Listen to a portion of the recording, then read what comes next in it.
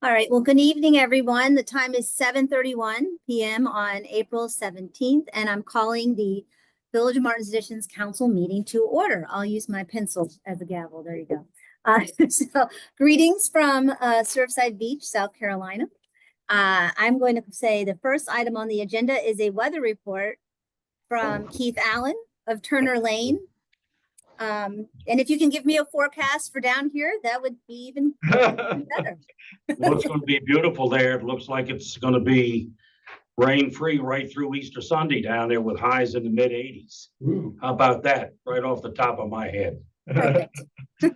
And we're going to be same here. We're going to be 85 degrees here on Saturday, maybe 88, and close to 80 on Easter Sunday, and dry. Don't see any showers in the forecast until later on Monday or Tuesday. So we're looking real good for Easter. Good. And just as an aside, as a footnote, the hottest Easter Sunday we ever had here officially in Washington, D.C. was 95 degrees in 1976, Oh, wow. 49 years ago. Oh, That was the hottest. We had a whole stretch of 90 plus days with no rain back then. But looking ahead, the rest of this month is going to be above normal in temperature, but it looks like we could have a cool May. So that may be on the way. And we've had some pretty chilly nights here recently. Some outlying areas have had some patchy frost, but it's for the rest of this month, though, mostly in the 70s. Beautiful weather. And what about nighttime temps? For the month. Nighttime temperatures? Yeah, They're going to be 40s and 50s. safe to Not plant. bad. Yeah, oh, Okay. absolutely. Yeah. Okay. Thanks. Thank you. Thank you. Thank you, Keith. And goes my All right. team.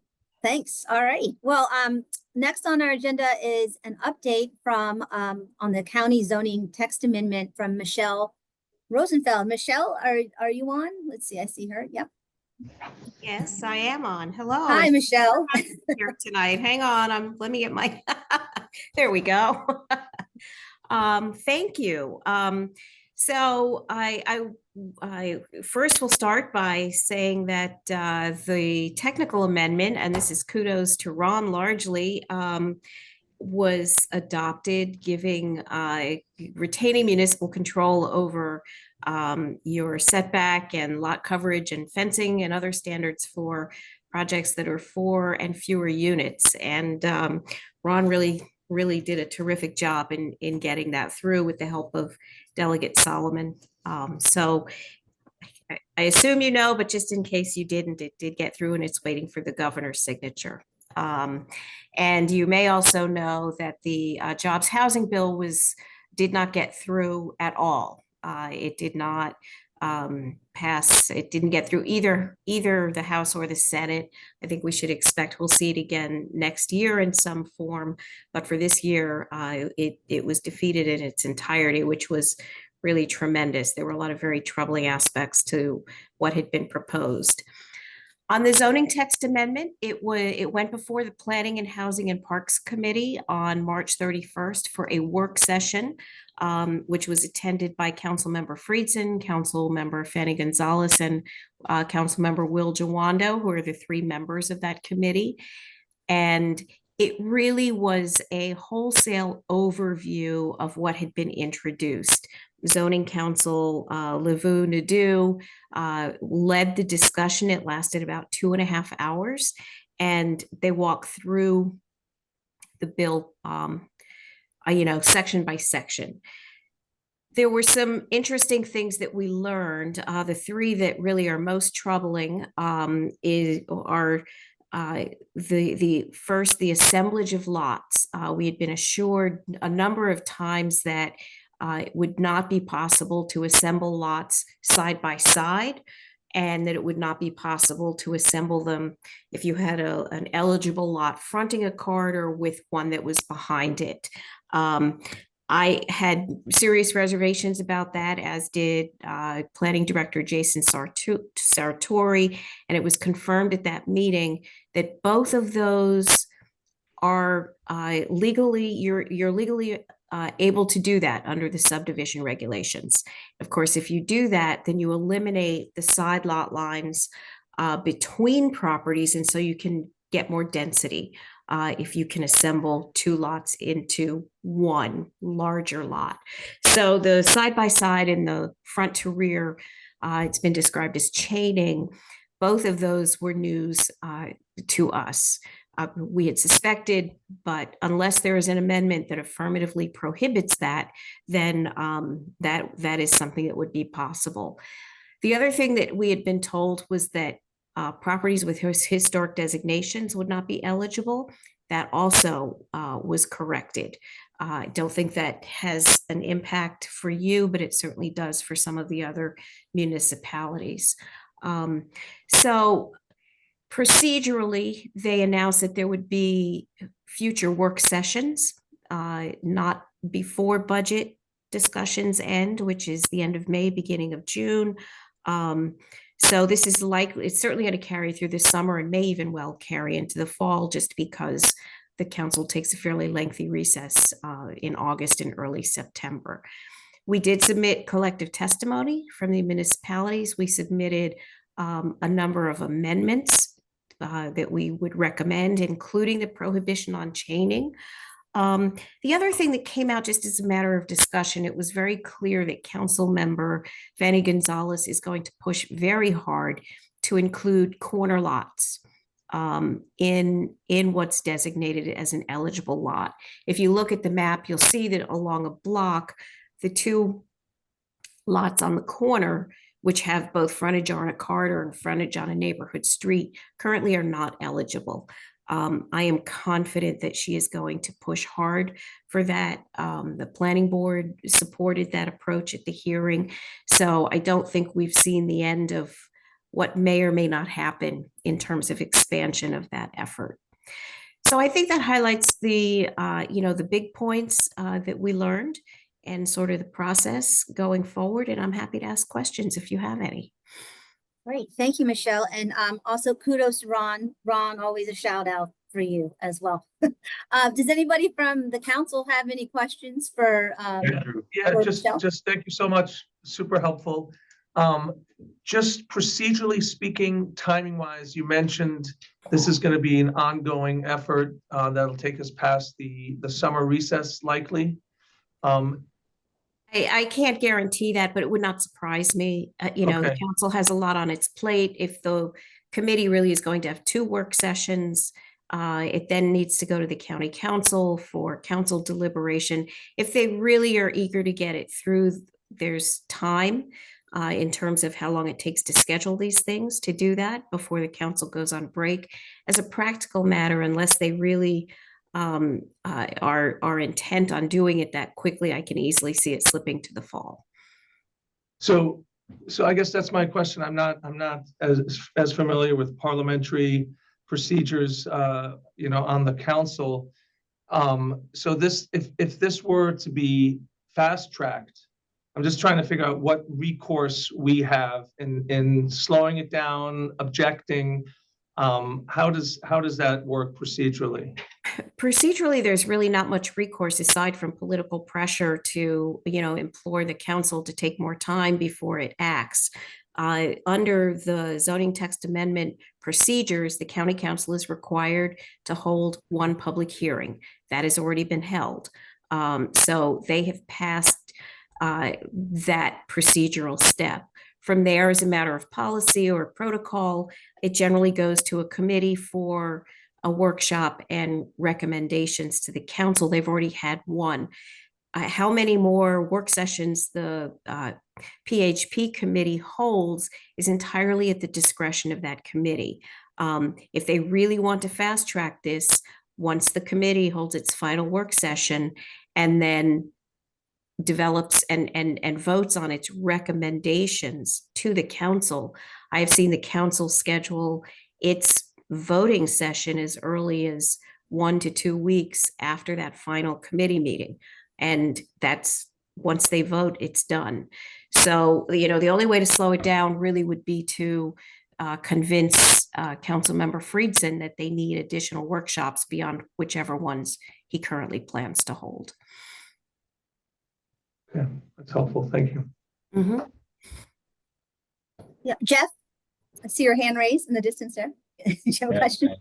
Yeah, first of all, thank you so much. As always, extremely helpful and really appreciate keeping on top of the issues, and surprise, surprise, I guess, not to say anything against this council and my colleagues, but politicians going back on their promises, it happens, right? It's not a shock. So the real question is, like you say, it's a political thing, right? I mean, there was a great outpouring and outcry. And I think at this point, a lot of folks, it kind of is in the back of their mind forgotten, because I think the whole idea, they felt that they were able to move that mountain. But now suddenly that mountain has shifted back. So again, I think it will probably be a political process. And that's the only thing, right? Because if there's only one Right. session scheduled and they have, essentially this is going to go through, it's really hard to imagine that this will not get the approval of a majority of the sitting council. And Councilmember Friedson does have the joint testimony letter and the specific amendments. And he has advised us that he's given that to the county council's zoning lawyer and staff to look at and go through, because he does anticipate taking those up during discussion in the future.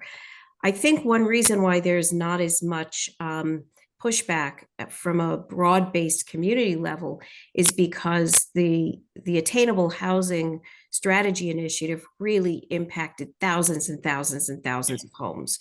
By focusing on these very limited stretch of lots fronting on far more limited lineage along these corridors, there's, I think, about 2,500 total lots that are eligible under the current proposal, which is vastly smaller than, what was it, like 85% of all the residentially zoned property in the county.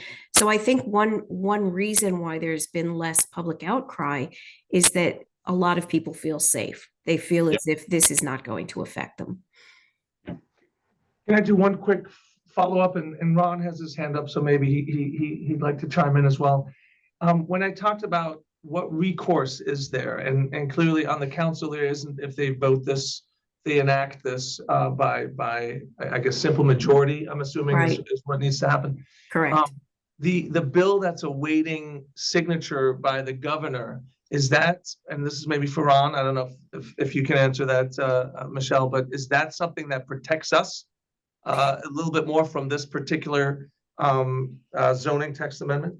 It protects you for any project under the county zoning text amendment that has four or fewer units. If there are 5 or more, then we're not. So that's the break. And Ron, feel free to add to that. Yes, thanks. So in response to that comment and marrying that with the question I wanted to ask. So right now, Martin's Additions can feel safe, like you said, because we don't have any corridor streets. I was wondering, Michelle, if you fear any creep in the near future, additional streets being added. Absolutely.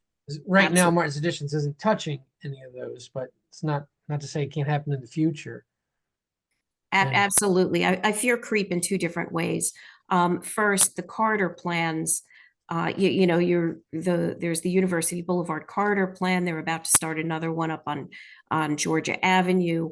They're looking at some longer corridor plans. I think that the council is going to take many of the concepts from the attainable housing approach and implement them through very targeted master plans.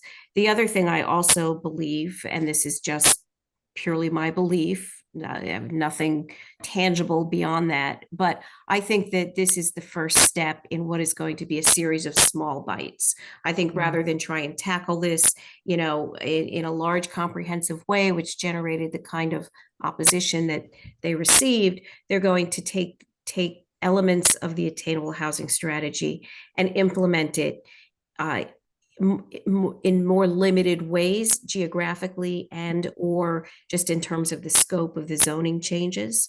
Because as we've seen here, if they take it in smaller bites, they're probably going to get it through, even if it takes them a longer period of time. You know, they have a very long institutional memory and they rarely give up on long-term plans. Yeah. Thank you. I was just, these are just quick comments. This isn't a question, but I think this harkens back, Michelle, last time, and thank you again for all your expertise. The whack-a-mole, right? Exactly. This is clear. I mean, it's a very, very thought, you have to give credit where credit is due. It's a very thoughtful, methodical approach to this. This is the first slice, and there's no question there'll be other slices. I think the only other comment I would mention, again, I think given recent times, and I will have a positive comment later on when it's the appropriate time, but given what's been going on in the context of the region, the massive layoffs, the contractors as well, we're talking, you know, hundreds of thousands of individuals and even more families who are out of work. And so the idea of the proportionality of the creating more units versus the idea of you now have a sudden increase of unemployment, you know, it does seem a little bit off in terms of how do you create more economic development and jobs versus just flood the supply with new housing at this point. And I'm Correct. not, you know, I'm just putting that as a comment, and I'm not the first person who has said that. Right. And just to let you know what Councilmember Friedson's response to that comment has been, it's this. We think that there's going to continue to be a strong housing market regardless of what's happening with respect to, you know, the federal job layoffs and the outgrowth of what happens as a result of that. And if it turns out that the housing market isn't that strong, these units won't get built. And so what's the big deal?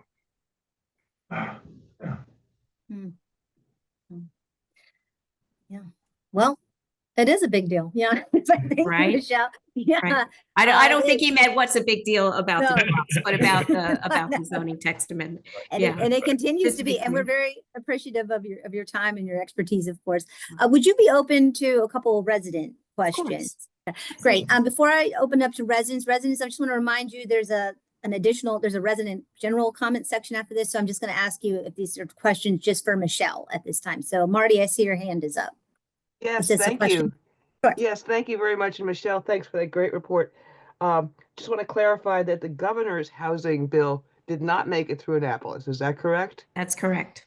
Okay, so we're just looking at the county stuff for what's coming That's- at us right now. That's correct. Okay. Is there any possibility that the county will be compelled by public opinion or local governments to take this change off of the ZTA procedure and do it through the master planning process, which allows much more public input? I don't think they're going to back away from this current ZTA and do it as part of a master plan process at all. I think they are looking at the corridor master plans as a way to get significantly more density than this text amendment would allow. But I think they have 6 sponsors. They knew going in that they had 6 council members prepared to vote. And I think at least the sponsors and the co-sponsors have decided they need to do something, and this is better than nothing. So, you know, if there's some unexpected, really significantly greater public outcry, that might change. But under the current scenario, I don't see it getting derailed. Next question. When are those 6 council members up for reelection? Oh, good question. The 2026. They're all up at the same time, I Yeah. believe, and I can't remember what cycle we're in. I think about 2 years from now, 18 months from now, right? I thought it was 2026, but I can check. 2026, yeah, that would be about a year and a half. So they have plenty of time to do November of this. 2026. Yeah. So they have plenty of time to pass this before the next election. Oh, absolutely. Plenty of time to pass it and people forget all about it. Yeah. Mhm. Okay, thank you. You're welcome. Thanks, Marty. Any other residents? I don't. Lori See. here in the office. Oh, thank you, Andrew. Yes, I can't see you, so thank you. Lori, please, thank you. I'm Lori Mitchell, and I just wanted to ask if there's any effort to coordinate traffic planning with the construction plans. We already live in a neighborhood with a lot of cut-through traffic on some of our streets. And I've heard rumors that they're now going to put a cut-through on Taylor Street from Connecticut Avenue, which will bring even more traffic through the Village of Martin's Addition. But if they build a number of units on Connecticut Avenue, is there any infrastructure plan to address traffic concerns in some of these neighborhoods with There is relatively no, narrow streets? there is no plan at all to address a greater volume of traffic resulting from any of these units.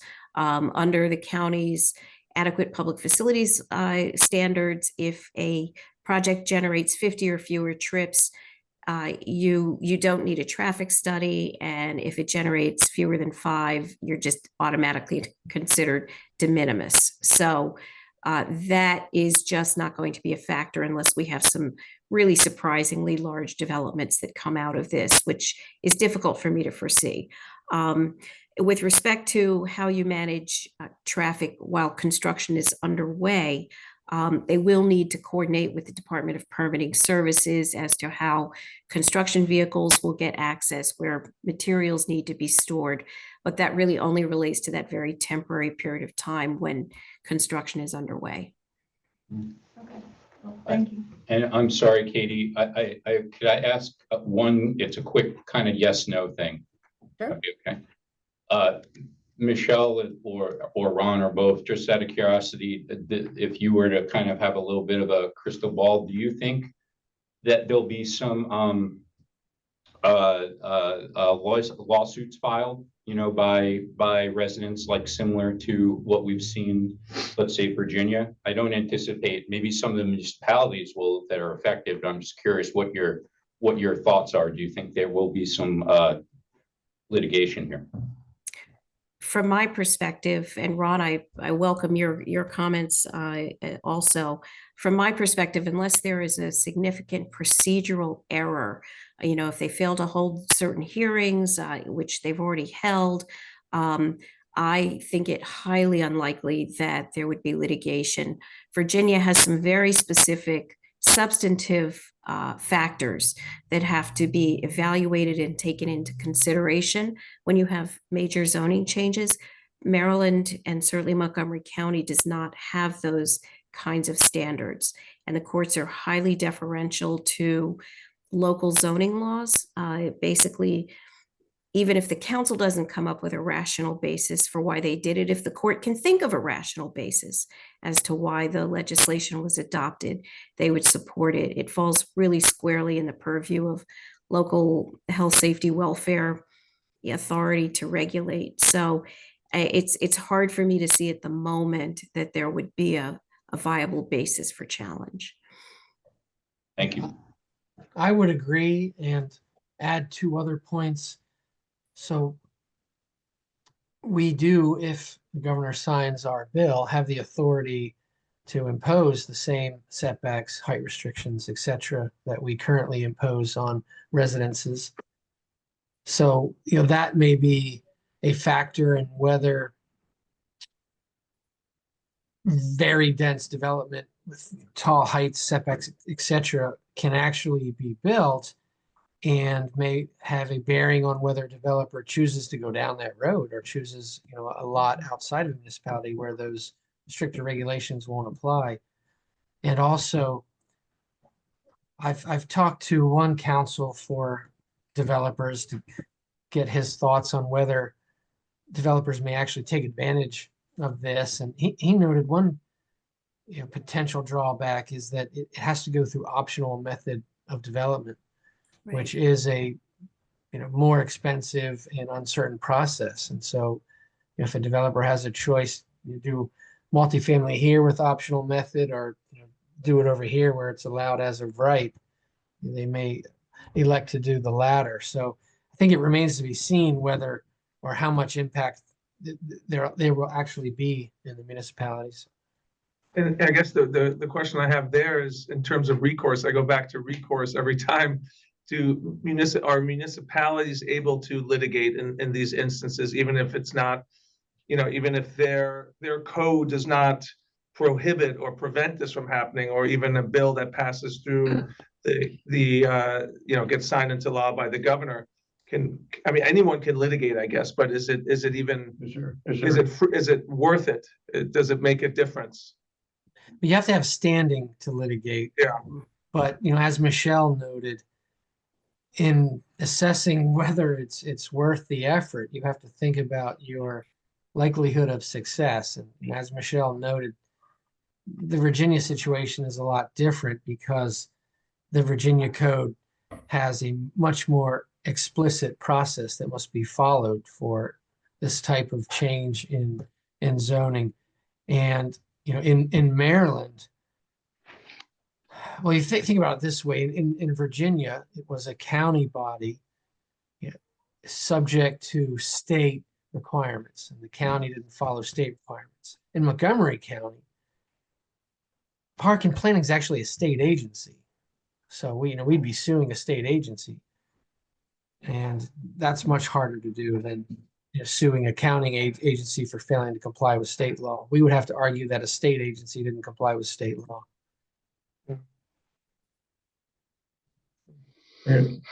Well, any other questions in the room where it happens?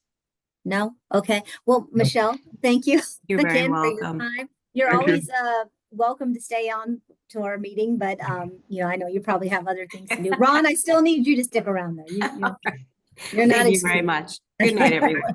Thank so you, much. Michelle. Okay. Huh? Great. Thanks. Okay. Well, I'm going to move on to resident comments.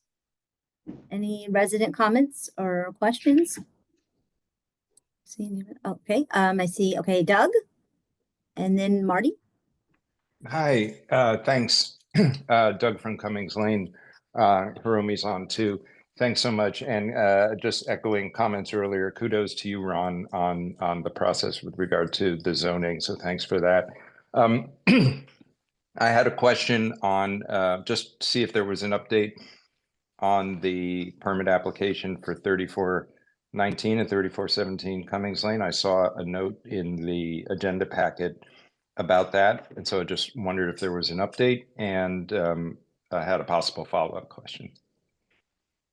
There's no update since I've sent you the plans, I think about a week ago, last Friday, I think I sent you the plans, the updated site plans for both parking pads. We have reviewed those internally, and I believe, and my staff believe, that those meet the village code, and so I'm preparing to issue those permits. Okay, thanks. Question, has the developer obtained necessary county permits? I believe they do not need county permits, according to my review of the Department of Permitting Services website. I believe I shared that language from their site regarding parking pads as well.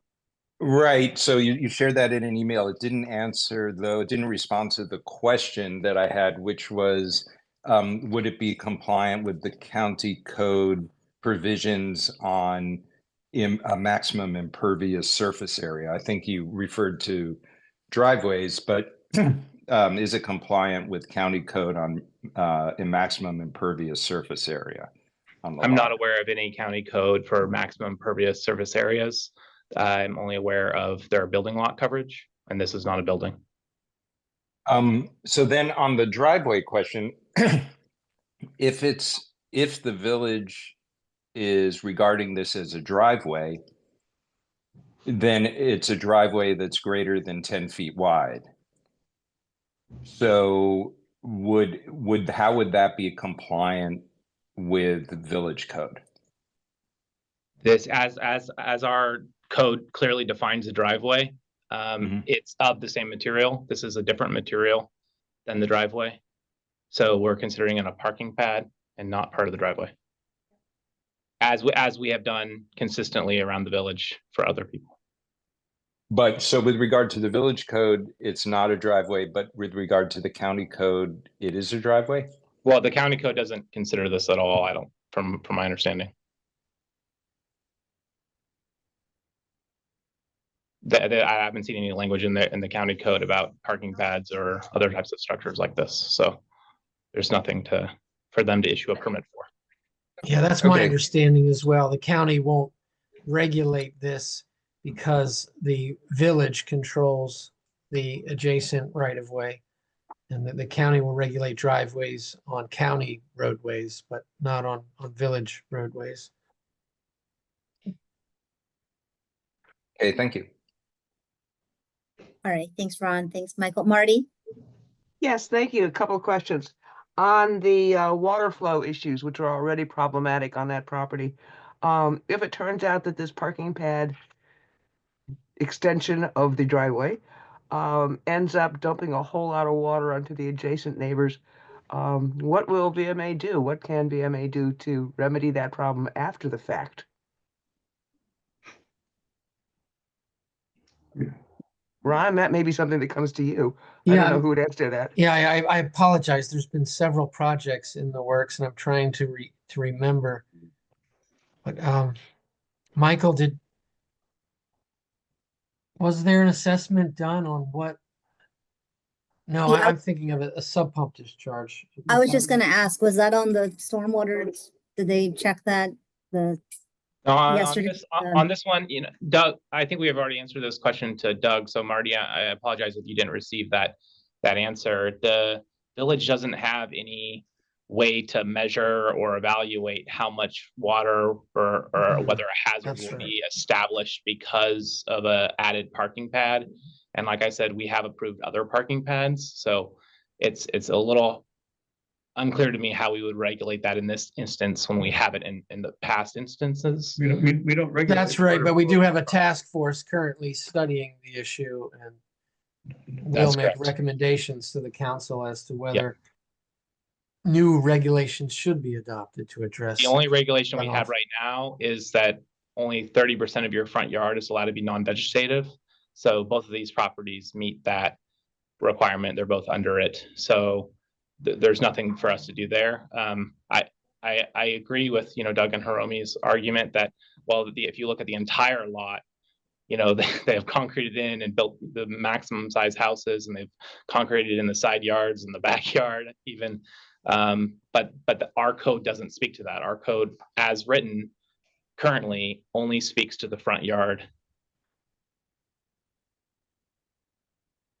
Okay, thank you. That does answer my question, although it's not the answer I would hope for. Again, at last month's meeting, I asked about reopening our building code for community input, and I certainly hope the council will consider that because I think our code should be updated in a number of ways, and this is probably one of them. But the other question I had was actually a compliment and a question.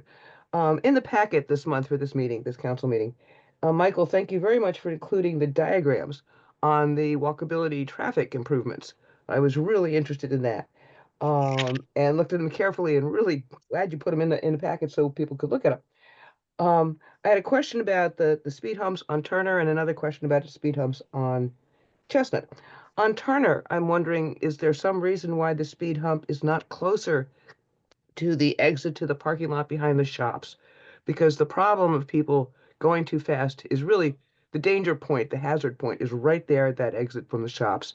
And I know we've talked about a number of close calls people have had, kids on bikes and skateboards, and the cars going too fast. So first question about the speed humps on Turner, can the one or should the one nearest to the driveway exit behind the shops be closer to that exit? Right now, I don't think it would slow people down very much at the actual exit to the parking lot. It seems too far away. And then, I don't know if you want to answer that first. Sure, or- yeah. I can and then I'll answer ask that the one other one. first. That's a good question. I haven't spoken to the engineer, the traffic group. The guy's name is Paul Dorr. I haven't spoken to him about that specific issue. He has told me that there's quite a few factors about where you put the speed humps. Particularly, you actually can't put them directly next to, driveways, public entrances to private property, those types of things. What they're actually trying to do is figure out where the speeds naturally increase. So you'll see a speed chart on that diagram.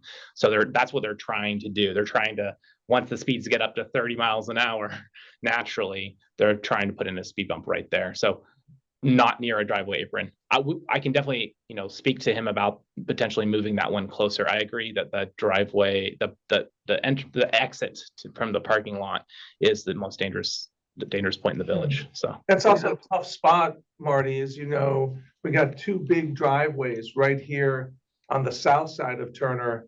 And so I think there needs to be a certain distance between those driveways for a speed hump to be there. I've said this before, I'd love to have a speed bump every 5 feet on Turner.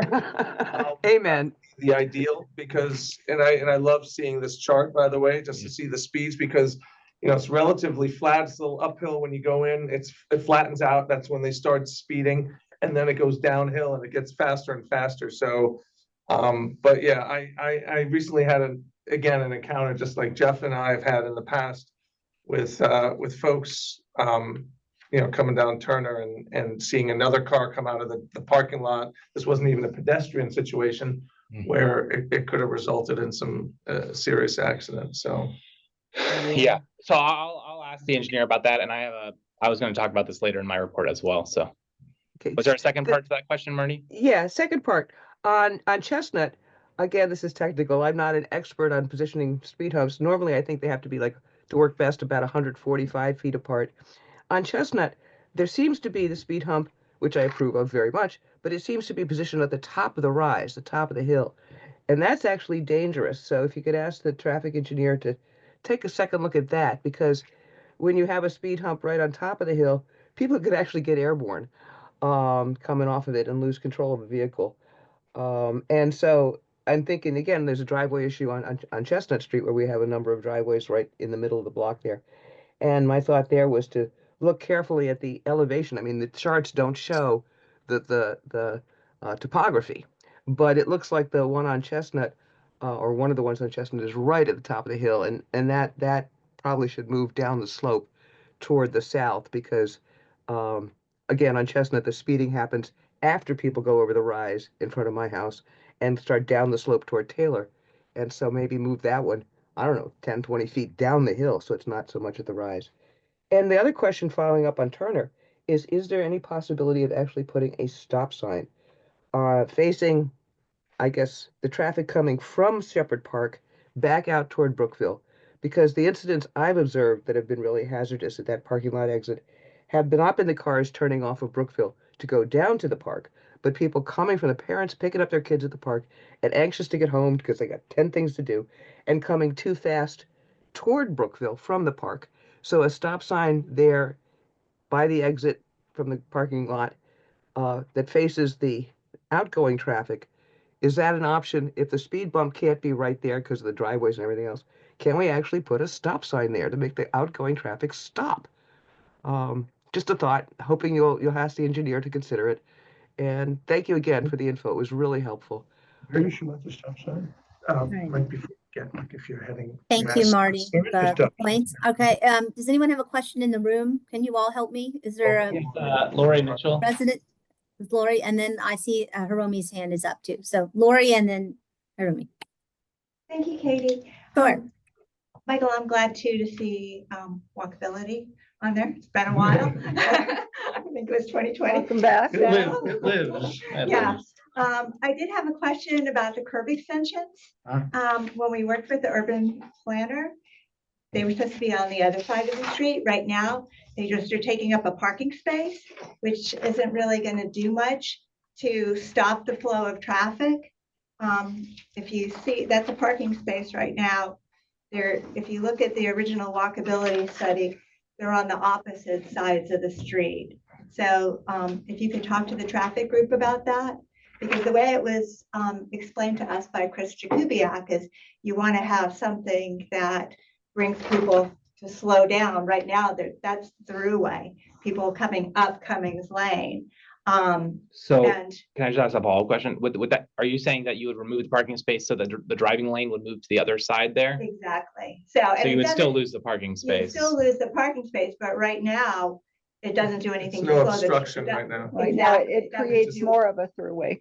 Right, it just continues the throughway that's already there. It's not gonna really make a difference. I didn't know what direction. I thought this was coming from Brookville, but this is actually coming from the south, from the east. Yeah, This is from Yeah. Rolling yeah, Wood and it's the towards same, it's, Brookville. right now, it's the same on Shepherd as well. So I just wanted to ask about that. Interesting. Um, Okay, Yeah, I'll one look other- into that. One other quick question about intersections. The intersection at Cummings and Brookville Road is horrible. There have been at least two accidents there that were pretty serious. And it's also a crossing for the kids from Chevy Chase Elementary. And we had talked in walkability about doing something about some of these intersections. And as residents of Cummings, I'm going to ask you to have the traffic group take a look at this. Is there some particular deficiency there that? Well, it's a completely blind, and the people who live at the corner of Cummings, they call it landscaper parking too, because it's a blind corner and landscaping trucks often park there. And so what happens is people come around the corner fast and there's cars coming this way. And you can't see the pedestrians either when there's parking, which is pretty frequent there. Okay. And it's not just from our village. In fact, our landscapers who take care of our little butterfly garden there, park there. But then Section 3 landscapers also park there. So it's a blind corner, and some of the vegetation on some of the vegetation on the properties there as well make it a dangerous corner. The sidewalk will make a big improvement, but I've seen some very close calls with young kids, just coming back from school, and that is a major crossing. Thank you. Thank you, and I'm so glad to see this. Yeah. So, Thank you, Lori. Okay, speaking of Cummings, Hiromi, I see your hand's been up. Thank you for waiting patiently. Did you have a comment or a question? Yes, thank you. My apologies for going back to the 3419 and 17 Cummings Lane. I completely understand from Ron and Michael that the village doesn't have the specific codes or ordinances controlling the stormwater issues. And then they're now currently working on that, but county does. And my understanding is the county has specific provisions or restrictions on impervious surface that I found the language. And that's completely separate and then different from the building or lot coverage regulations. Now, my question is, did Michael or anyone from the village office check with the county and make sure if there is any separate permit required for having additional parking pad on the premise from the county, under this county's impervious surface regulation or NERSO code, and if you have and already checked and then confirmed affirmatively or not that there is none required, I'm fine. If not, then I would like somebody from the office to contact the county office and then just confirm that proposal of the additional parking pad would be complete compliance with the county codes. Okay. Well, no, I didn't personally speak to anybody, but I had Ron and I reviewed the county code that we're aware of.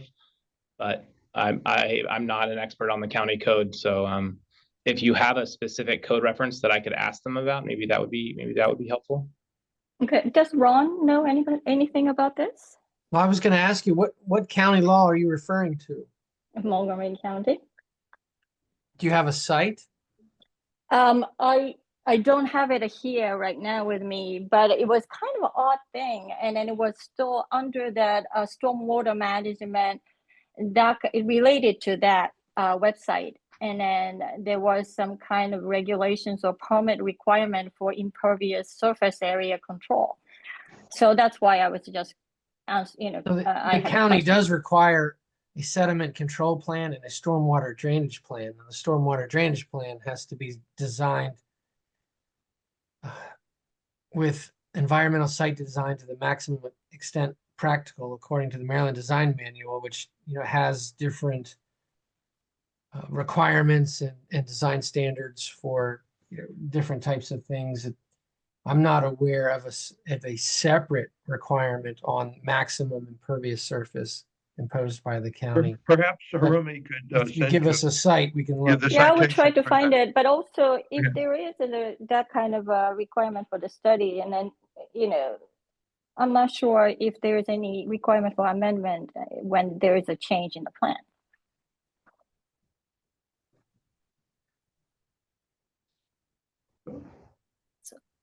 So I'm not you, sure. I'm trying to follow. Are That's you my question. saying- Sorry, is Yeah, there any, okay. is there any amendment that you know of?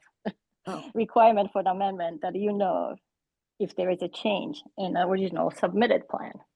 And that wouldn't affect this permit process? Is that? Yeah, or for the issuing of sediment permit? control. Okay, yeah. Ron, can you answer that? I mean, that's a question that could be asked of Montgomery County Department of Permitting Services. I mean, the village will issue its permit once the county permit is issued, but Mhm. it's my understanding that the county feels that the project is in compliance with all county laws. Okay, so the county said that. Okay. By issuance of the permit. So DPS has issued a permit, is that correct? But Michael? that was for the original plan. It's not after this parking pad is proposed, correct? So that's why. Correct. I mean, that's right. It's my understanding, and Ron, that they don't need a county permit. They're not applying for a county permit for this, which has been the case since I've been here. Every time someone puts in a patio, every time someone puts in a driveway, they don't need a county permit. They only need a village permit. Okay, all right, thank you. Yeah, I'm happy to look into it and see what I can find, but yeah. Thank And you. Michael, has that's been the case for the other instances or examples of parking pads, not permits, of the other, and throughout the village? Unless that was at the same time that they were applying for an entire new house, then maybe they included that on the plans. But yeah. Okay. All right, thank you. Okay, I'll Marty? look into that, Harumi, but I mean, I'm not aware of anything. Yeah. All right, we will look into that. Okay, all right, Marty? Yeah, I just want to pass along a compliment here. I am noticing that the video for this council meeting looks a lot better. And the audio seems to be clearer. And Michael, if that's due to your technical magic, I just want to say thank you. It comes across much better on the Zoom, and I certainly appreciate your working to make this technology work for us better. So Well, it's all extension cord. Right? It is Michael's doing. Thank you, Marty, and thank you, Michael. Yes. it's noticeable and much appreciated. Well, thanks for the feedback. That's great.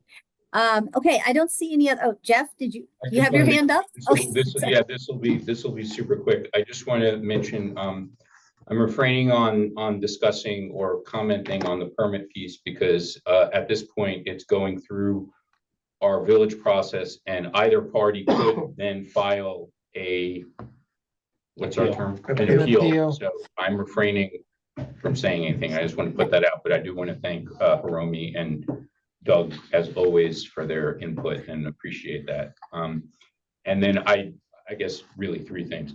Lori, I'm always amazed at your level of detail and catching that. I mean, that was really great. So thank you for bringing that up. That is really magnificent. And then the third piece, I just want to mention the Turner. And again, this isn't the time or place, but I do want to mention the issue around that intersection of the parking lot and Turner, in my humble and layperson opinion, is not a speed bump issue. That is what I've seen most of the time is the issue of the actual commercial property that we don't have any jurisdiction over. And what we see are mostly illegal left turns going into the parking lot by like federal, I mean, I've seen mail trucks, I've seen delivery trucks, and then Secret the Service other the other piece day. is the speeding of folks leaving the parking lot and kind of blowing past things. So I just want to mention that we could put 5 speed bumps right there on Turner because we have jurisdiction over it, but it won't solve the real issue of what is that intersection. So that's it. Thanks. Okay, I don't see any other hands up. Anybody else in the room there? Nope, No? I think we're good. Okay, well, we'll have another comment section at the end, so, I'll catch you on the flip side. All right. Next up, approval of the March 20th, 2025 council meeting minutes. Has everybody had a chance to review the minutes, council? Yes, Yeah. Is there a motion to I approve? move to approve the minutes from the last meeting. Well, second. Right, all in favor? Aye. Aye. Okay, aye, all right, unanimous, great. Okay, all right, next I have up, if this is correct, committee reports. I'm gonna do them in this order. First, is there anybody from anti-Semitism that has an update, or Andrew, did you, as liaison to the task force, have anything you wanted to add? Yeah, Michael. Katie, this is Michael. I can give Yeah. that report. Okay, They have organized an event to happen on May 18th with okay, a rabbi, and it's going to be an in-person conversation about anti-Semitism, either here in the village office or if it's nice weather outside in someone's yard. So that is coming, and they're working out the details shortly about that. So I think they're going to do an RSVP for that event is what they're hoping to do. So we're going to start spreading the word shortly. But everyone mark your calendars. I would really like that to be a well-attended event. That this task force has done a lot of work and hasn't gotten a lot of attendance at their meetings and stuff. So I think a good support showing would go a long way. do we know what time of day that might be? You said the details are still. I might Yeah, have to I think I conflict, do that's- have it, but I'll wait for the flyer and everything to come Yeah, I out. think it's mid to late afternoon. Yeah, I think it's Okay, like a all right. Sunday afternoon kind Yeah. of event. We're trying to avoid dinner time for the young ones and not too early in the day so people have a full day of activities they can do. So it's Okay. tricky. Yeah, yeah. Okay, well, great. That sounds like a wonderful event. All right, looking forward to that. Anybody from Stormwater have an update? Nobody, I don't think Arthur? there's anyone here. I They- can do it as well. Yeah, right. I just want to have commend the members of the Stormwater Committee for a really outstanding job. There was a visit here yesterday by the contractors, and they had organized 40 households approvals for the contractors to go into the 70. people's 70. yards. 70. Was it 70? 70 properties. Oh, I thought it 70, was 40. 70. I think it was 55 had given us yes before they went around, and then they knocked on the other people's doors. and Oh, stuff. so they did. okay, 70 knock on. So- properties. And the committee did a really great job in getting people to participate and allow that to happen. And So, Michael. yeah, and Michael The coordinated. task force did a lot of work, and they took turns being there on site. So there was a task force member there the entire day. And if your property got left off, it doesn't mean they haven't forgot about you. It was just these were the sites that they had identified as like the most problematic areas in the village. And we do have some very, very problematic areas. We saw some incredible erosion on Dead End Delafield. We saw wet yards all over the place, basements that have flooded. So it's a very serious issue, and they're moving, and they have already been in the village. The engineers have already been in the village twice, walking around with us, and they're going to come back at least once more. And there will be a public forum for them to show what they have collected as far as data and solicit more feedback from residents. So Do we have a general kind of timing of all of that? they're hoping to have their final report via their timeline right now is having their final report for us in July. Okay. With So between now and July, more work by the engineers and a forum. at least one form. I think there's actually two because they present their final results probably in July. Okay. Okay, but the task force will conclude June 30th. June 30th, correct. Yep. So the report is going to be a little late for that, but yep. And then that's where the real work begins because that's the recommendations and what we can actually do about the problems. Yeah. It's easy, figuring out what the problems are is one step. Actually doing something about it is a whole nother thing. May I make one comment? It's just an observation. This is something that perhaps down the road, but not to compare apples to oranges, but when I think of, first of all, the committee and their work, it's really extraordinary what you're sharing. I mean, really, all kudos. I mean, all committees and task force that we have work really hard, but I'm thinking the information coming out of this is something that potentially, and again, this is where I don't want to say apples and oranges, but when we're talking about the zoning, and as Lori aptly put, I know you were talking about walkability and safety, but it just feels that we are going to be really on the leading edge of having important data that may not exactly match the implications of the upzoning, but really could have inferences of just the importance of understanding that if no technical studies are being done, you know, the challenges. And so when there is that open session or there are comments, I mean, I think we could put a very innocuous note that just says our committees did this. I mean, with the walkability study, and just say these are the concerns based upon data that we've collected, and that's it. But Yeah. I feel we should have something on the record. And these committees have done extraordinary work in current and in the past, and we should just have a statement of just the concerns that Yeah. should be fully looked at from a technical perspective. They may ignore it, but yeah. And I was gonna say this report is gonna be bespoke to BMA Yeah. and its topography and all that. But what we all share in this neighborhood, this area is the same soil, the same challenges with the same kind of development. Exactly. I have a quick story if we have time for it. I asked the engineer if we were going to build this community from scratch, you know, a brand new suburb of 330 homes with a little commercial strip, how much land would have to be reserved for stormwater management? And they said between 10 and 20% of the land that you consume would be solely reserved for stormwater management. We don't have any stormwater management facilities in this property other than 2 pipes that run through the village underneath people's homes in some cases. That's it. So that we're starting from nothing and trying to figure out how to build in stormwater management after the fact, which is the wrong way around. But they did things a lot differently 150 years ago than they did. Well, did he say 10 to 20% of the entire surface area of the village or per property? It was she, and she said that it would be of the entire village. Okay. So if it's a 20-acre thing, you can expect, you know, 2 to 4 acres are just stormwater management, huge viaducts and trenches and all sorts of stuff. Yeah, interesting. We may want to consider that after getting the engineering report, continuing the task force, so they can then take that information and provide specific recommendations. But The implementation phase. implementation, right? Yeah. Recommendations and implementation. Well, the new council can vote on that. Right. Yes. That's So- right.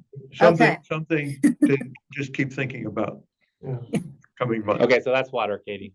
Okay, all right, thank you guys. And Susan and ladies. Ethics, Lori, I saw Lori in the room. Lori, did you want to go next? I am here. Yes, thanks, Katie. Yep, the committee's in the final stages of creating a new training module for integration in the annual village onboarding training program. By the village code, all council members, committee members, task force members, and village staff complete a conflict of interest form and an oath of office form every August. Therefore, this training module will really focus on what the ethical responsibilities are associated with the completion of these documents. Furthermore, it'll provide participants with an opportunity to seek additional guidance from the committee by requesting an advisory opinion. That's something we really want to emphasize going forward, that the committee and the council are here to answer any questions that there might be, because there has been some confusion and a little bit of misinformation out there in the past. Consistent with our comprehensive training module, the condensed version will also include a discussion of an ethical dilemma, which is designed to enhance interactivity during the training. We anticipated the incorporation of this training in this year's onboarding, and we're happy to share a copy with the council, probably at a June meeting. We were just working on some formatting errors, and George told me there were a couple of misplaced commas, so he's gonna be looking at that. And I just want to mention that a decision that the council made a while back to add staggered terms to the ethics committee really dovetails nicely with us being able to offer training at the beginning of each session, because there will be an ethics committee member that's already has the institutional knowledge, that's already served for at least a year on the committee, carrying over to conduct this training. So that's it. Thank you. Thank you, Laurie. Thank you, Lori. Okay, how about CEC next? Is Keith in the room? Or Yes. someone from CEC? Okay. Well done. Thank you. Excuse me. This is Michelle's birthday party. This is under, we don't have a fiscal, under $10 is okay for. 25. For gifts, 25. Well, before I was on the council, and just so this. Well, that's a federal, Gave a magazine for Michelle, because my wife, who just had her birthday, we have 4 rescues, and as Keith was coming up, I showed a picture of our pine cone who said hi to Keith. So we're good. Plainview, council member receiving magazine gift. Mm. Don't get the other president left there between the doors. Okay, we had a meeting last night, the CEC, Community two nights Engagement ago. Committee. Tuesday night. Was it Tuesday night? Okay, you're right, Tuesday night. And Michael can help me along here. I don't think I've got any of my committee members that are online here this evening. But we talked about the upcoming celebration on the sidewalk, which will take place next month. We're gonna have Brookville Market, have some goodies for the kids. Barbershop will give half price on haircuts. Olympia is gonna chip in. So we're gonna have a good time, and we're gonna have a good humor man here. AJ's gonna be here. And we're looking forward to that. We're, excited about it, and I want to make sure that the weather is good on that day. What's the day, date on May that? 6th. Okay, That's May the 6th. election and celebration on the sidewalk. okay, great. And then after that comes the 4th of July, for the movie. the movie. The Give your movie night. Movie. We got a movie at the Avalon Theater. We've got ice skating at Cabin John. And And the 4th of July. then 4th of July. Okay. Busy 2 months here. And with then events. that occurs at the very last day of the fiscal year. So after that, we'll talk about what we have planned for late summer and fall. And that concludes, let me just have a footnote here to what we talked about earlier, because the Mark Schaefer came to my home yesterday with the people, the engineers, and I pointed something out to them that sort of is involved with the speed humps, that one of the most horrific automobile accidents in the history of Montgomery County occurred at the end of Turner Lane, when someone was speeding down the street at a very high rate of speed. That occurred on a late Saturday night. The actual date was December 13th, 1975. Look all this up, because there were 2 people killed in that accident because the car went airborne, and it was a cab of a pickup truck. The top was sheared off, and there was a decapitation in that accident. And there was one person, the 3rd person survived. He was a real well-known disc jockey here in the DC area by the name of Damien. And he survived for maybe 20 years after that, before he passed away, but he was never right after that. I know this firsthand because I was the one that called 911, and I was first on the scene, first responder. So all the more reason we should be getting the speed humps there. Yeah, high time. Okay, my time is up, and I thank you for yours. Thank you. Great. Thank you. Could I just add something with a comment to the CEC report. I'm sorry I was unable to attend Tuesday night's meeting, Keith. I'm on a family vacation. And on that note, I knew what my co-liaison Susan and Michael would be there, so they were in good hands. So, but I wanted to talk to you about the flyers and the street captains, and kind of what went down last week. I know there were 2 flyers that the street captains are to circulate. The one about the upcoming movie night, which is this Thursday, next Thursday, I should say, and then one about the listserv. Which is fine, but I think a little gray area because although the council voted 3-2 to kind of give the seed money for the listserv, one of the things that I talked about that I really didn't want to see happen was to ask the village staff to do more work on that. So I know the village staff made the flyers for that, and also when it comes to flyers, there's really no urgency. And I'm not going to call any residents out by name, but sometimes there's this like 5-alarm mentality, 5-alarm fire mentality, and the flyers are not urgent. We have plenty of communications outlets already from the village manager and the assistant village manager. And also a resident who's not on the committee doesn't call the shots on that. Okay.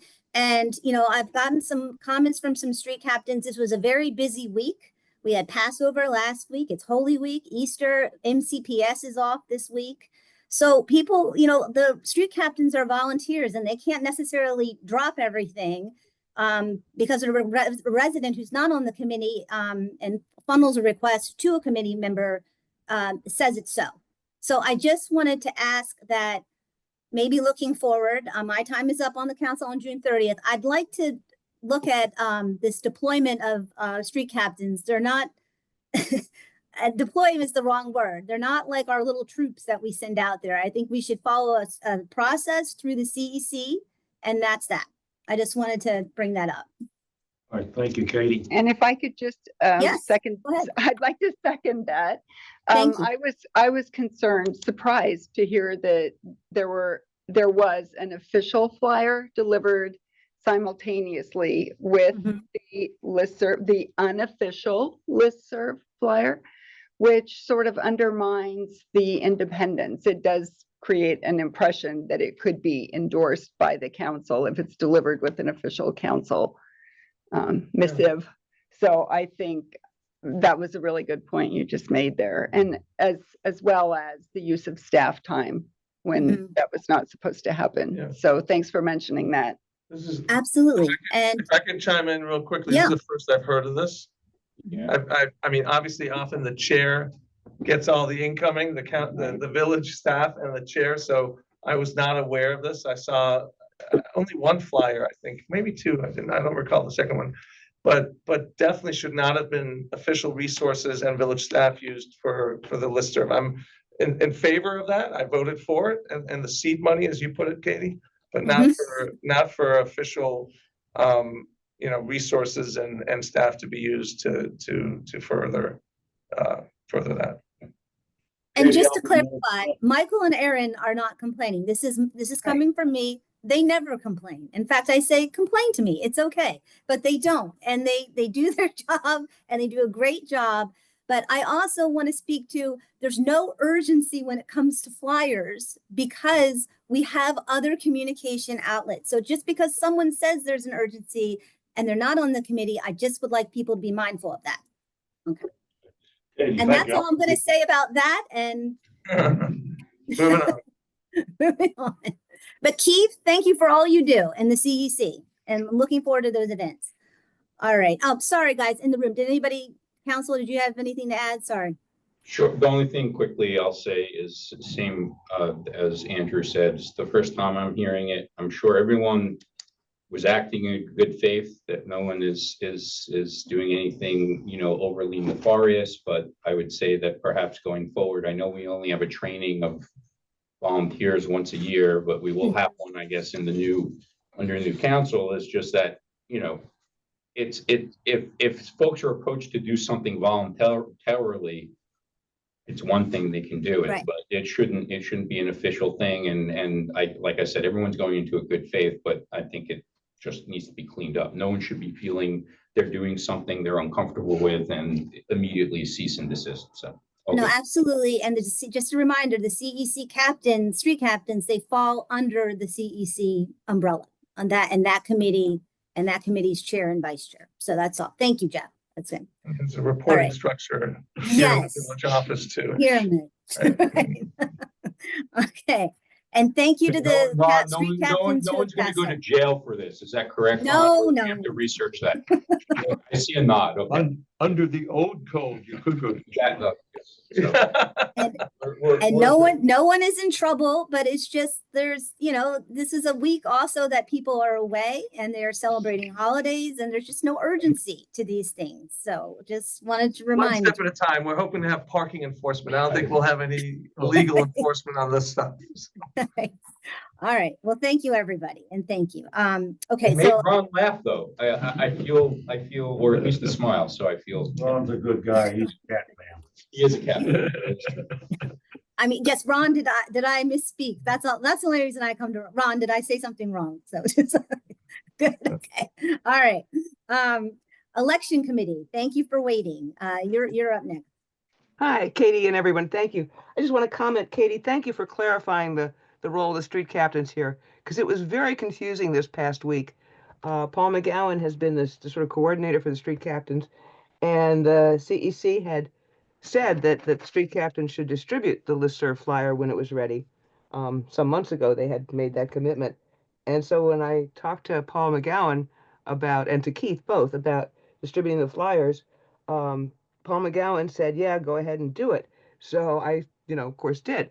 But I just want you to know the procedure was followed in terms of Keith and the street captain coordinator, Paul McGowan, being involved in that decision. It was not something that anybody made unilaterally. And it was consistent with the previous CEC decision that they would help publicize the new listserv. And by the way, the community response to new listserv has been so positive. It really is rewarding and gratifying, I think, to all the residents on the team that actually created the new listserv. So anyway, sorry about the confusion. I was confused too. And I think in the future, the CEC will be working based on what they said at their meeting last Tuesday night to organize the street captains a little more clearly and spell out the duties of the street captains. And that will be really helpful. As a street captain, I appreciate that. And I look forward to that clarity going forward. And I want to thank the street captains who helped distribute both the flyers and, of course, thank the staff for printing them. And thank you all. Now, For making the copier. any follow-up on that? Any questions about that? But we did go through Just channels. one quick point. Nowhere in any of our codes, policies, procedures, or anything else are street captains named. That's true. They're not mentioned. So Yeah. perhaps that should be clarified at some point. Yeah, and the duties of the street Unofficial captains are not clear, and it evolution. should be clarified. And of course, street captains are entirely voluntary. If they're not available, they're not available.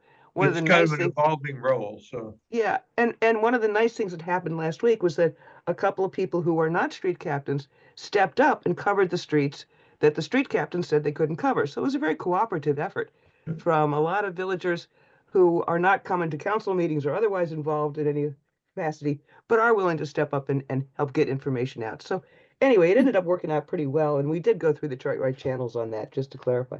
Now, Okay, well then that's fine. That's wonderful. But yeah, I do think going forward, we could use a little more structure and, on clarity. but and I'm all for people helping. And if someone filled in for somebody, that's great. But sometimes to communicate, like the emails go back and there's some confusion on that. So clarity would be great. Some more clarity. Transparency. Okay, speaking of Use this clarity. as a case study for our next training. And I will say, just real quick, I did express my frustration that the cart was put in front of the horse in that sense, and I was the workhorse. And the cart, the committee members telling me what to do, when to do it, and the sense of urgency that Katie spoke to. So I did express my frustration at this street captains program altogether last night at the council, at the CEC meeting on Tuesday night. I mean, it doesn't really work. Only about half the street captains come. I end up coordinating who's coming. People are showing up to me, demanding flyers that I haven't printed yet. There's it's a constant rolling problem, and it's not new. So I honestly think we should either like get rid of the street captains program or bring it completely under my control. So I'm the one who's supervising it and running our volunteers. But having this like chaotic thing where people out in the neighborhood are telling other neighbors what to do and feel like they can have the power to boss other neighbors around. Yeah, I think it's It's problematic. I spent today, Yeah. I spent time today looking into like how to make a flyer printer mailing machine so that we can just print and mail them to every household, like in mass. Because that would be way easier than trying to facilitate giving out flyers, a specific number of flyers to, 14 people, and then half of them aren't here. And it's kind of a logistics nightmare every single time we have to give out a flyer. And then flyers that you're not supposed to print. Yeah, because they're not part of printing those official because they're business, not right? official. Yeah. Now you're opening a whole other can of worms. So I think but I think that's a can of worms, and I think that's for a future time Yes. to deal with. Yeah. Right now, Absolutely. it's a problem. Next Half the council. flyers are out. I hope there's a lot of people that attend that movie next week. No, absolutely. Thank you, Michael. And I just think let's use this as an example to improve the process. I think this last week could, serve as that example. So absolutely, we'll look forward on that. I'm Okay. just gonna say, and Yeah. insofar as council members don't boss each other around or boss other residents around, other residents shouldn't boss each other around either. I mean, it's just, we're all friends and neighbors. Keith, bless your heart, because you work so hard, and when someone says jump, you jump, and that's not. I don't want that to be the case. I don't want you to feel like you have to do all the streets because someone isn't here. Right. And this is not how this village. Time consuming. Nothing is That's a big that ask. dire. Nothing's. It's Yeah. fine. People can sign up for the listserv if they want to. It's fine. Okay, moving on. Okay, moving on. Okay, Did we hear from the election committee. Yes, please. Okay, if you turn to page 5 of your council meeting packet, you'll see a very detailed report from the election committee. And we're happy to answer any questions you have. This is a very labor-intensive process, and just verifying the voter roll. Last year, the village hired a very excellent independent auditor to audit the voter roll, and ended up, removing, I think it was 122 people who weren't eligible to vote because of that thorough review of and this year that the committee did it on its own, and it was at least 40 hours of work for us to audit the voter roll. A lot of move-ins and move-outs and a lot of verification. Katie, you had mentioned, I think last year, that we should have an independent auditor do the voter roll verification every other year. And so I'm hoping that next year's council will in fact have a consultant do that. And because it is a lot of work for the committee. We may have a lot more move-ins and move-outs in the next 12 months, depending on what happens with the federal employment levels. About a third of our villagers, as far as I can tell, are employed either by the federal government or by contractors who work for the federal government. So it's a moving process here in terms of how much turnover we'll have next year. But anyway, voter roll is done. It's very accurate and very systematic process. We had a fair amount of back and forth with the contractor to get him to do the ballot packet correctly, and Michael was very instrumental in that because we went through Michael to communicate with the contractor per the council's instructions. And Michael, that was a lot of work for you too. So thank you all for that. The election is on track. It's on schedule. We have good candidates. I want to make sure everyone knows about the candidate forum, which is coming up next Tuesday, the 22nd. And I would really appreciate council members who can attend the forum. You're always welcome. And if you have any questions you'd like to send in for the moderators to ask the candidates, feel free. As council members, you're invited to do that, as are all the residents. The report is pretty comprehensive. Are there any questions about the election committee process here? Any questions, any thoughts? Okay, we're on track, we're on target, we're on time. And It's it's like a well-oiled machine. Yeah. well, we try to make it run smooth and simple. Naomi, do you want to join? Naomi, you want to join in on that? Do you have a comment on that? Unmute yourself if you want to add something. You're muted, Naomi. You're still on mute, Naomi. Oh, yes, I think it's on mute. Hi, guys.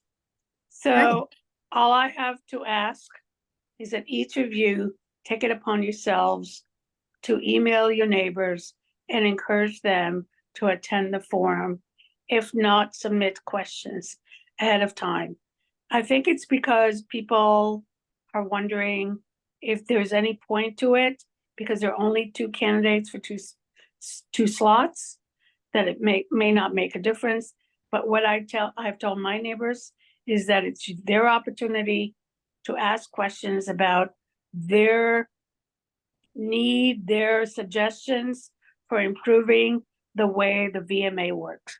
So I implore each one of you to send an email to forward the announcement to your neighbors. Will do. No, I will personally do that myself. Yeah, I will do that. That's And all I ask. and good luck to the two candidates, I have to say, on Tuesday. It is a bit of a hot seat. You don't know what questions are going to be asked. It's really exciting. So, and they're going to both do great. And it is the residents' opportunity to learn and meet the candidates on Zoom and learn more about them. So yes, we're encouraging that all the way. Thank you. Yes. Okay. Anything else from the election committee? Good. Oh, we're good unless you all have Okay. questions. No. And yeah, I think we're good. All right. So we're going to move on to the treasurer's report. To Jeff. I am in the hot seat, but. Yeah, you're in the hot seat now. Let me tell you, it is delightful, as Arthur can attest, to be treasurer of VMA, because our standing and positions are really just enviable. So the report, for those who have the packet, 6, 7, 8, and just an administrative point. Michael, thank you for your diligence of making sure the images and tables are readable this time, because I think last time they were a little blurry. I won't regurge everything, but I think the most probably important thing to note, if we look under the over budget for total income for the year to date, we are at almost 650,000. That's quite a bit in terms of being what we would say in the black. So that is quite amazing. And as we pointed out in earlier discussions, a lot has to do with ARPA and additional sweeteners and things, so that we don't expect this to continue, but still that does go to potentially our reserves and also could be used for future capital projects. So we're in really good shape. If you look at the current assets, again, we're over 3.5 million. So really everything is in order. I think the other point to make is we will look to adopt our budget in the May session. So that's been out there. If any residents or others have comments, we will have that open, what do we say, forum? What's our term? Yeah, public forum The before public we forum. adopt it. Yep. In May. So we are in good shape. And then the only other thing I'll mention before yielding back the time is Michael has continued to do an exceptional job working with our accountants and doing his own diligence on a line item of the ARPA funds and how they're being spent. Did not put this in here. You may mention it in your report, but we can include that, and unless statutorily it's mandated a different time, I would argue, or I would suggest we could do it either for June, though it won't be, it's a little bit off cycle, or we could do it in July. It would be the first of the new council, but it would then capture the entire prior fiscal year. So, I'm agnostic, but I think that might be a nice time we do that on a line item. And with that said, Can I ask one question? Maybe you could remind residents what VMA's exposure is to the market fluctuations right now, just to give folks some assurances that we're on good footing. Even the numbers are great, but obviously it's been quite a roller coaster. Is there a way to explain that to folks? the interest rates are just in general. Yeah, just like, is it like, we have funds on bank accounts, we have funds invested, and I mean, it's just, I think right now. I think the one thing to look for is that we are now getting, our bulk of our income comes from the state income tax, which is last year's income. Yeah. So if there is any recession, any slowdown, any particular effect of government employment in this area, it won't come until well after next year. Right. So it'll be 2025's income. Right.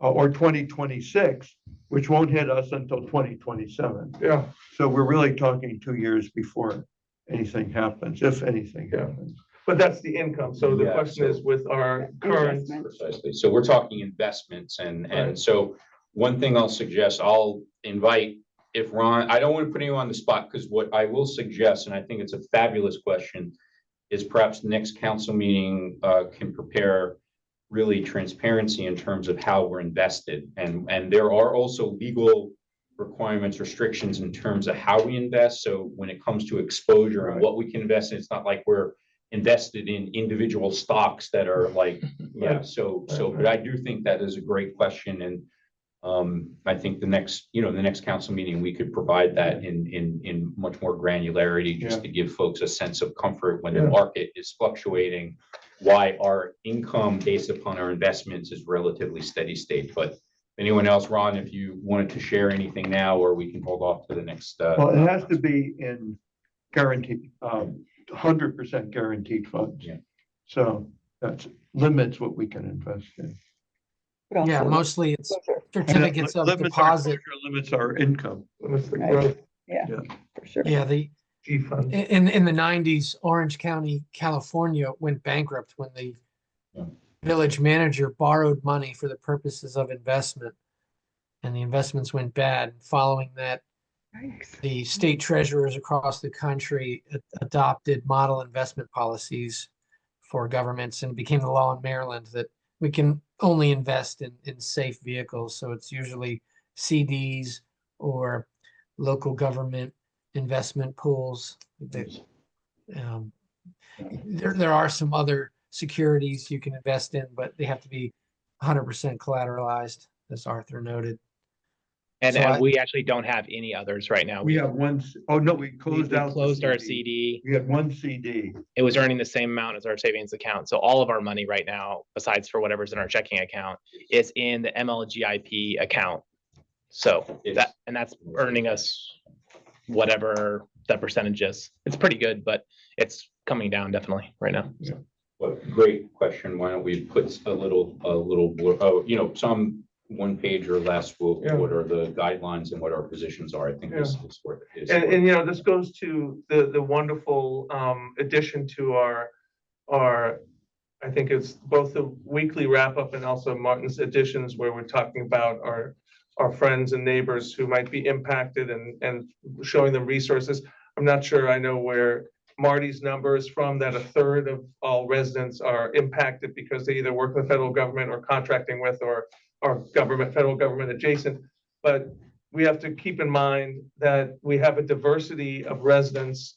Some have the luxury, as I do, not to look at my 401k right now because I'm not close to retirement. I mean, I'd love to be close to retirement, but I'm not.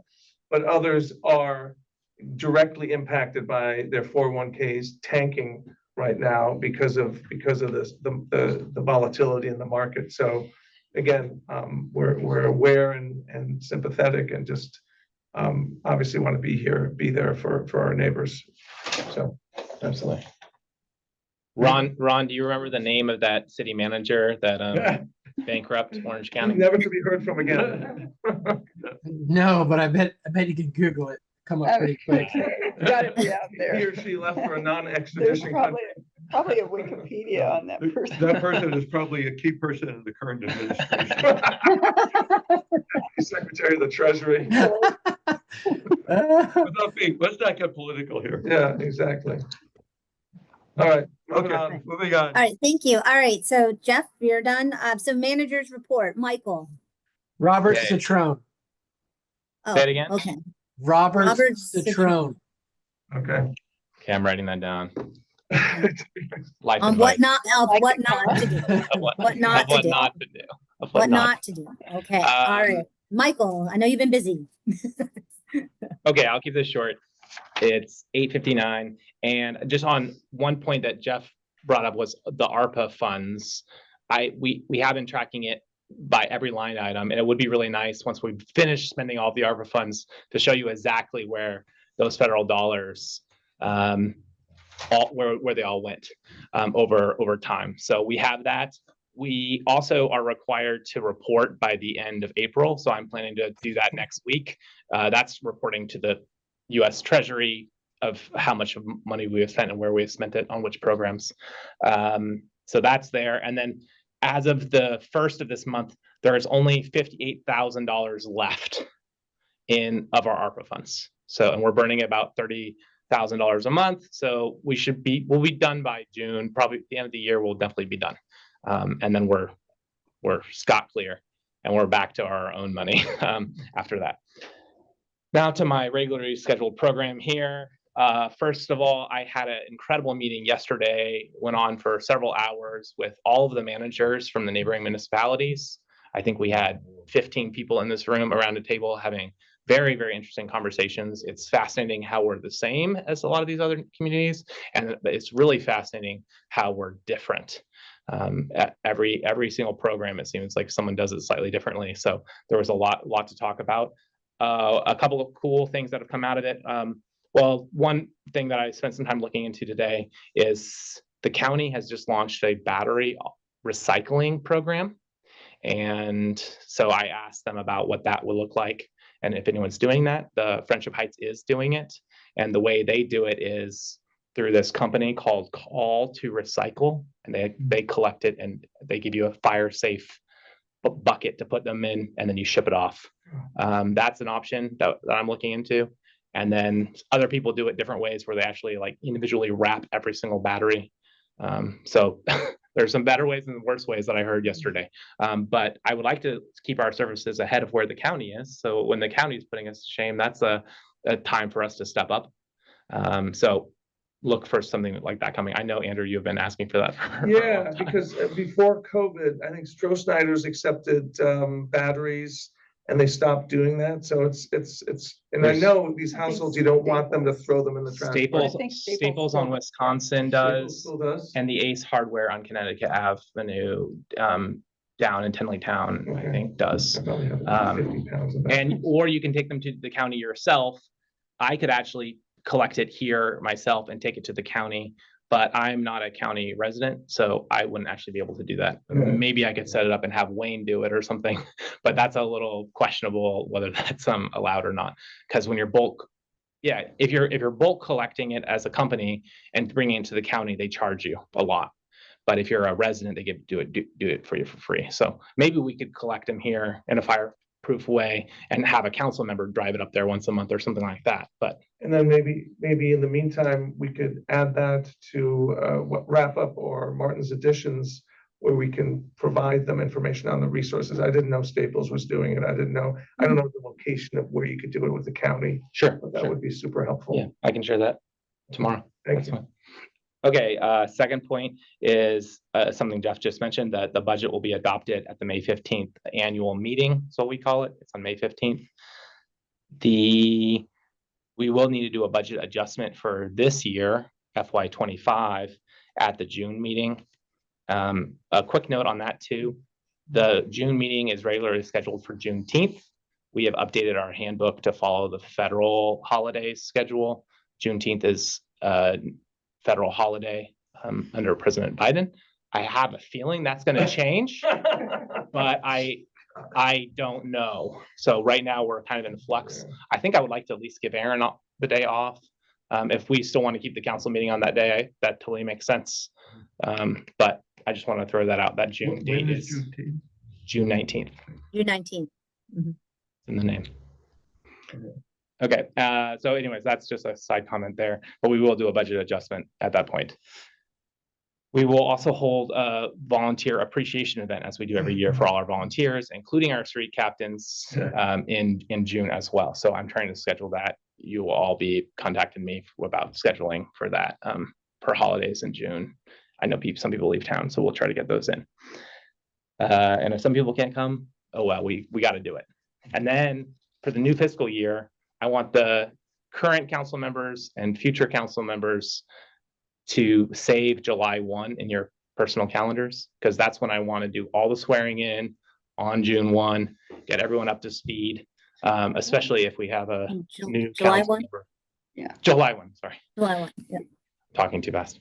July 1, mark on your calendars. And that's important because I'm leaving town on July 2 for a personal vacation. So Just mark your calendars. Not wanting to be presumptuous, but would that be a morning or evening? Because it's a work day. It's a work day. I was thinking an evening, like a session, like a closed session, admin session.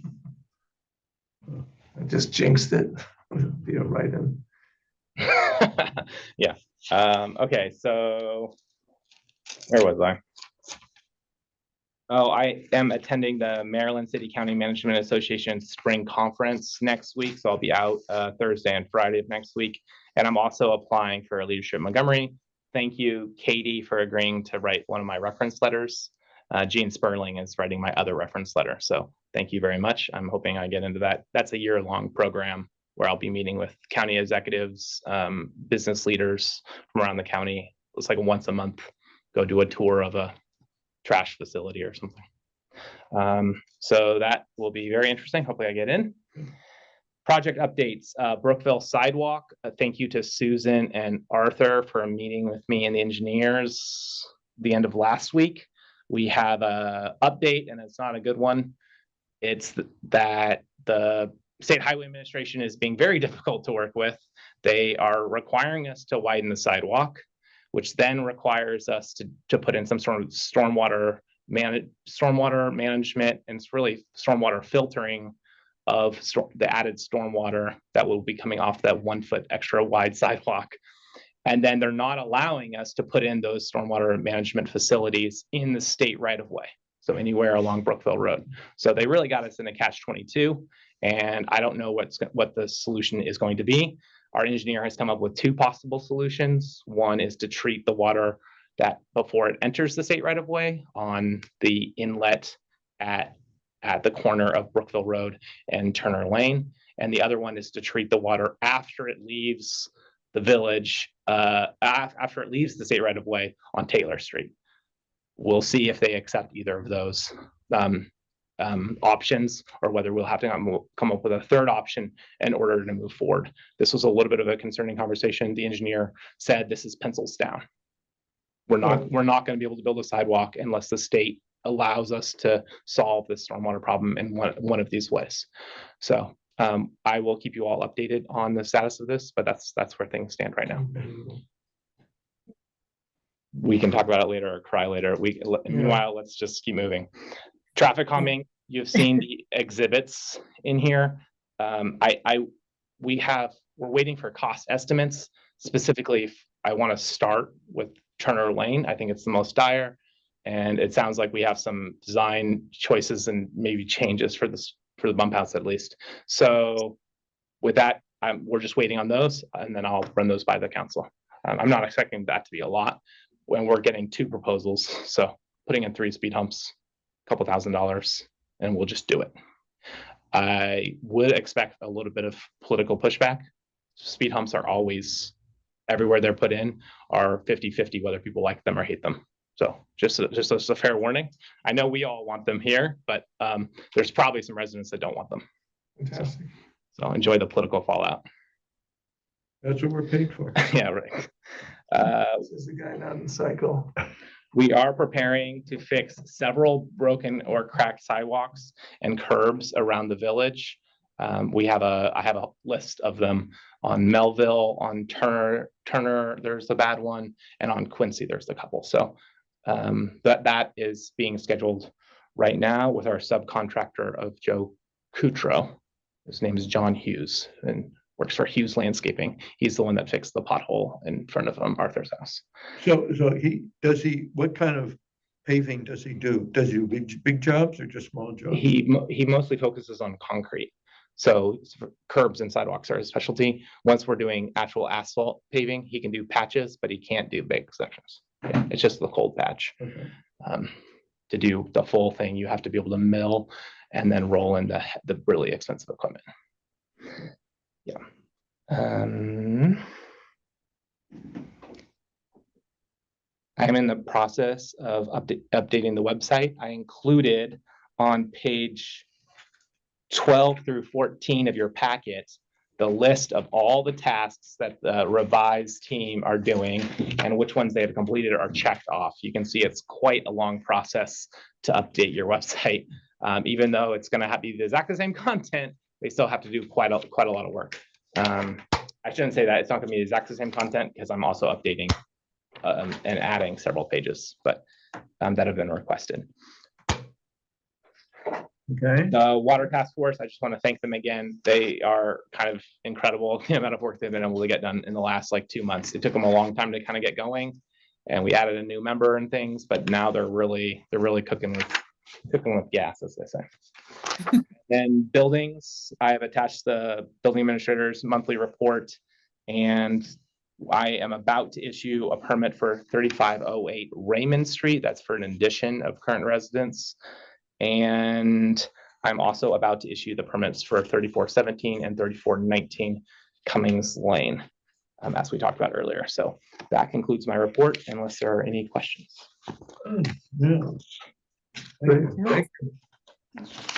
Great. No, thank you. Any questions? President comments now. Okay, yeah, okay. Okay. All right. Thank you so much, Michael. Okay, yes, open it up to resident comments. Lori. I just had a question. Did you say that there's a possibility of appealing the decision on the Cummings Lane property? Did I hear that right? Correct. Yeah. And who has standing to appeal? Anyone. Anyone? If you think I've issued a permit in error, you can appeal within 30 days to the village council, and then it would go in front of the village council to see whether, and they would decide whether I've issued that permit in error or not. Okay, all right, I never understood that. 2 more quick things, if I could. One, I'm gonna volunteer my husband to be the battery person. Oh. If you wanna collect them, he already serves, we have a garden plot over on Oregon Avenue, Mhm. and he already serves as like the official take everything for recycling at Shady Grove, and he's very familiar with it, so he'll be happy to do that. Awesome. How do you want those to be delivered? In a trash bag or in a? No. Let me collect it because batteries can catch fire. I know So it that has to be in The a, square ones, those are the ones. What are they, the C? Okay. I need to get the right bucket, Yeah, but Okay. that sounds great. Thanks, Yeah. John. So I'm gonna volunteer for that. And I had tea this afternoon, so I'm usually not even still here at this point. But I had one suggestion for the Stormwater Task Force. If I understood you correctly, the 70 or so properties that were looked at were properties where they have problems. I would suggest also considering some of the properties where they don't have problems, such as like we're at the top of the hill on Cummings Lane, and we've installed a French drain, but it might be worthwhile for the council to consider maybe some kind of incentive for people who aren't necessarily affected, but whose properties affect other people. I know the county has a rainscape program, but it might even be worthwhile to consider financing or at least partially financing some of the French drains on some of these. Subsidizing. Yeah, that are outside the flood zones, but contribute to the community flooding. So that's it today. Good. Thank you. Thank you. The garden, I walked past your garden, I didn't realize you had that garden. I go past there every day on my road. Gorgeous garden. So can I just make one quick comment just to add to what Michael said? So the appeal provisions state that an aggrieved party may appeal the decision. So when the appeal is filed, someone will need to explain how they're aggrieved. It also, if it comes before the council, is the vote, I just don't like the semantics here of deciding whether you made it an error or if the council believes, sees it differently. I mean, I think. Yeah, it could be my interpretation of the code is what, and then your Our interpretation of the code. Sure. Okay. Yeah. Right. But permits are issued based on the code. So Right. thanks for the clarification though, Ron. That is helpful. Yep, Mhm. sure.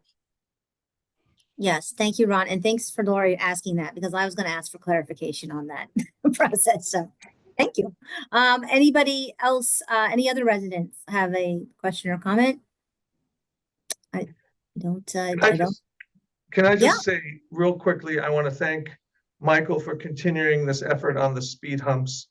I know I started my initial run for this council because I was so concerned with the speeds on the side streets, especially Turner, of course. I just reminded myself how long it takes for a car to stop going 36 miles an hour. And that's what we have here on Turner at these various spots.